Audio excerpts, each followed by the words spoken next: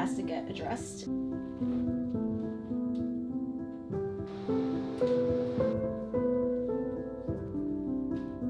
The option that intrigues me the most.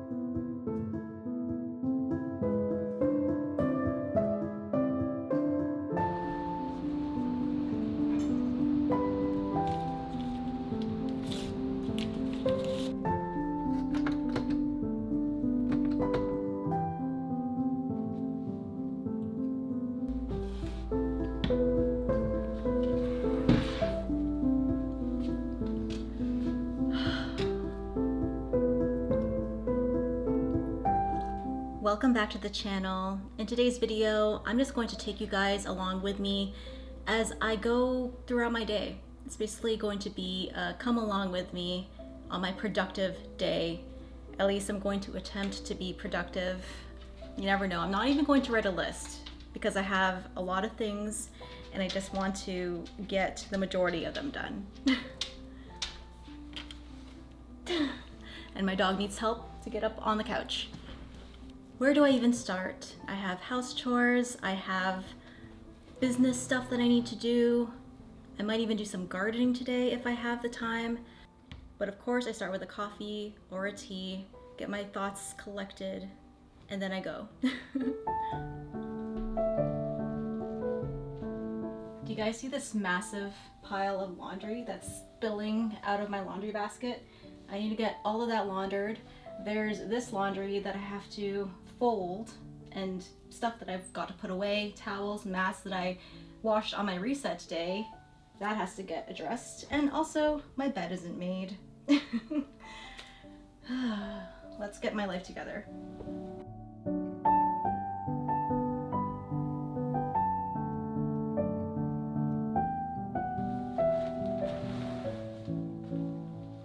Dog toy.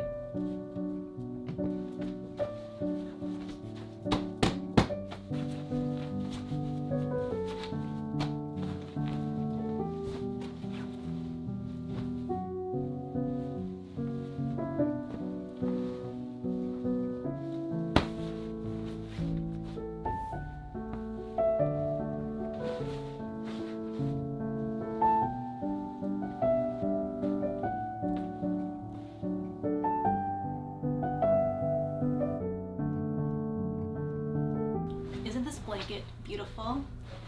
Kale's aunt knitted it and gifted it to us for one of our housewarming presents for another house that we moved into. It might have been the Calgary house, but we love it.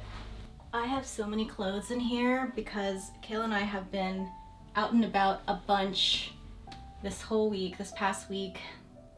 The last weekend we saw Wicked with our nieces and nephews, and that was so much fun. A couple days before that, I actually watched Wicked in person. The play is in Seattle right now, so watching that was honestly a dream come true. I first heard the Broadway play 20 years ago, and I fell in love with the songs, but I never saw the play until right now. So as you can imagine, when you waited 20 years to watch something, instant tears, just crying the whole time. And poor Kale next to me is just patting my arm and trying to comfort me as much as he can, but I'm trying to explain to him it's not sad tears, I'm so happy. Broadway has played such a big role in my life. My parents were so amazing that they took me to a bunch of them when I was really young, and they really made a huge impression on me as an adult. I'm really thankful that they did that because those are just amazing life experiences, I think. You would think after watching the Broadway play that watching the movie I wouldn't be as emotional. You'd be wrong. I cried a bunch watching the movie too, and I didn't have a niece or nephew sitting next to me, but I did have a strange child, like not a strange child, but like a stranger that was a child sitting next to me, and I hope that I didn't scare her by weeping openly throughout the movie, even in parts that surprised me because they weren't really even during the good songs, they were just during beautifully shot, cinematically gorgeous scenes, I guess. The movie was so beautifully shot. And whenever a play gets adapted into a movie, us Broadway enthusiasts always get a little nervous because sometimes that translation doesn't pan out very well. It doesn't really, you know, it's nowhere near as enjoyable as it is watching it in person in a play. But the director of this movie did an amazing job. Not only were they respectful of the original play and the songs and the scenes and the dialogue, but they added to it as well. So the movie is broken up into two parts, part 1 and part 2, and part 2 is going to be released next year. The play is set up that way as well. There's act 1 and then there's act 2, and they managed to stretch out act 1 across almost 3 hours of movie, and those 3 hours just flew by for me. Flew by. But I was really grateful to have gone and to be able to experience that with my nieces who were experiencing that play and those songs and those characters for the first time. And I know that for me, as a little girl that same age, hearing those songs for the first time made a huge impact on me as an adult. So I just was telling Kale how cool it was to be experiencing that with them. Have you guys seen the movie? Let me know in the comments and let me know what you guys think of it, because I loved it and I think the general consensus is that it's good. Most people like it, but I'll be interested to hear from those who didn't like it and why.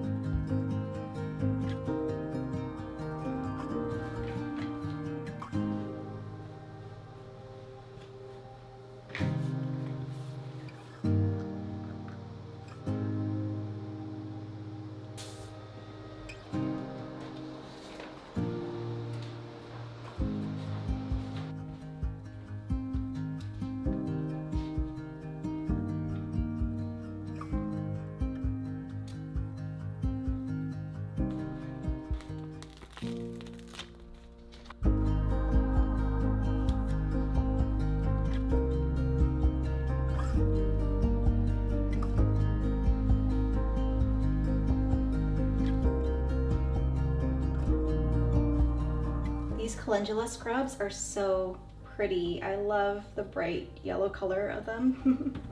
And it's all done with just turmeric, which is pretty cool, I think. So if you're looking for a natural yellow colorant, turmeric is a good one, but you want to be careful about using too much turmeric because it could stain also. You don't want to stain things. I'm currently in my dining room and I love this room so much, but it doesn't really get used that much because Kale and I don't entertain that often in this room. Whenever we have a couple people over, we opt for the smaller table on the other side of the house. So part of me just wants to turn this room into my dark academia apothecary witch's corner of my dreams. I don't know if you noticed about these walls, but they're textured. I think they're called orange peel texture, and I don't love them. And I've looked up ways to remedy the texture on these walls, and you can You can apply a sort of coat to even it out, but that's really labor intensive. And then you can put paint on top, or you could put wallpaper over it. And that is the option that intrigues me the most. Somebody in my comments yesterday, when I posted my video about my coffee bar, said that I should paint the wall behind it to make that unit pop.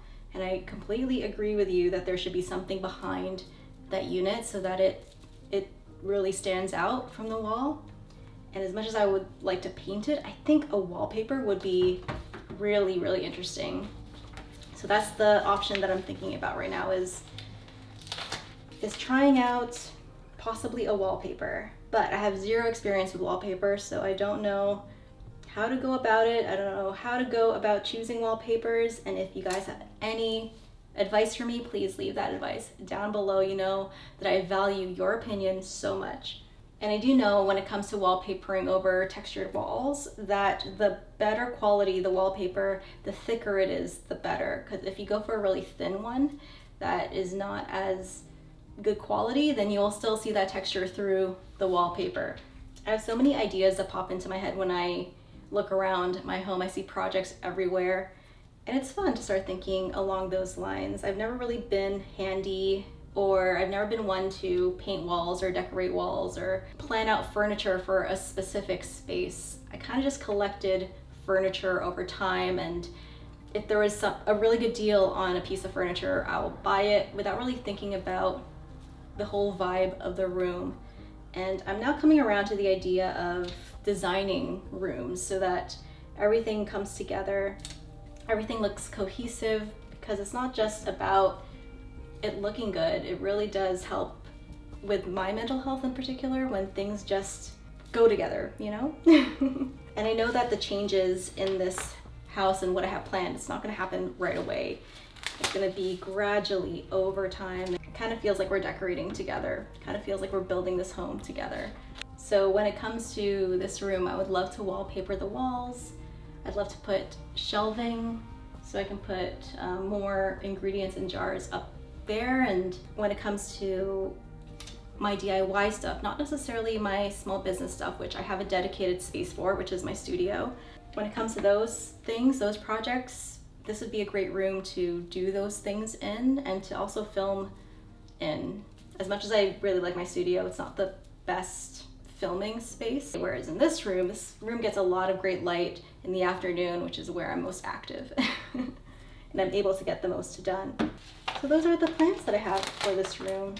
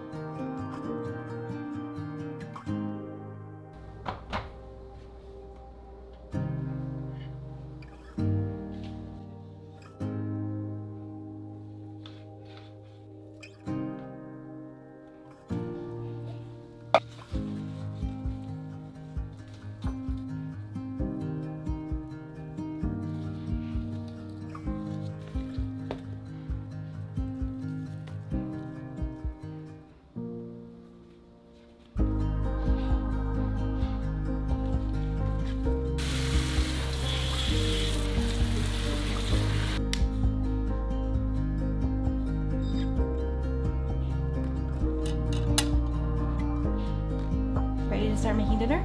Yeah. Let's do it. What are we having tonight? Cauliflower soup.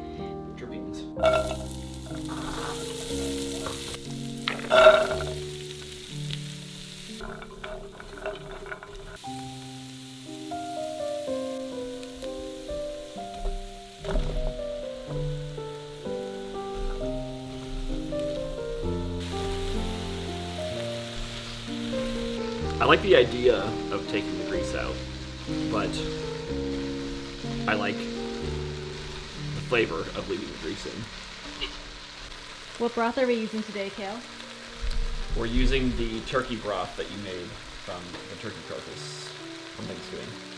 We've made this recipe, I don't know, dozens of times with chicken broth, but we'll see how it turns out with turkey.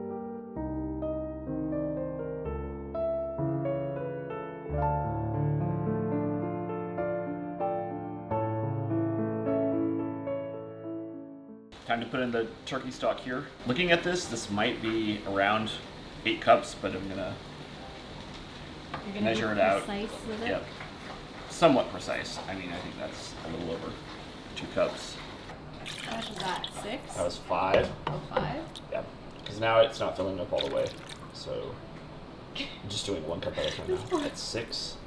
It might be just about. It just put the whole bowl in. All right, that's 8 cups. So we're gonna save this. We are not going to save that. Let's You're just going do to it pour all. that in, yes. Actually, see how much additional there was. Oh man, this is gonna be like 10 cups total, almost. I usually put a lot of broth in my soups too, like way more than the recommended 8 cups. Okay, we gotta fire this up then because that's all pretty cold broth. Did you add the flour yet, or is that a later step? That's later. You're ruining the recipe.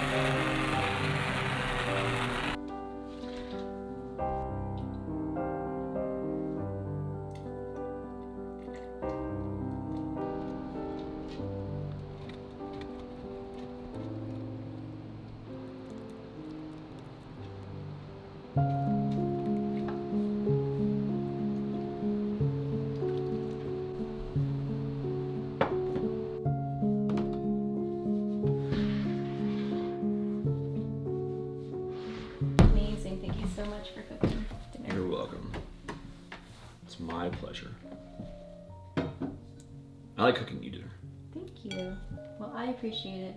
How good of a cook am I on a scale of 1 to 10? You're really good. You Yep. weren't always this good. That wasn't my question. So thank you. You are an excellent cook. And this is probably going to be delicious, but I'll try some. Delicious. You got a good chunk. Good chunk of cauliflower and bacon.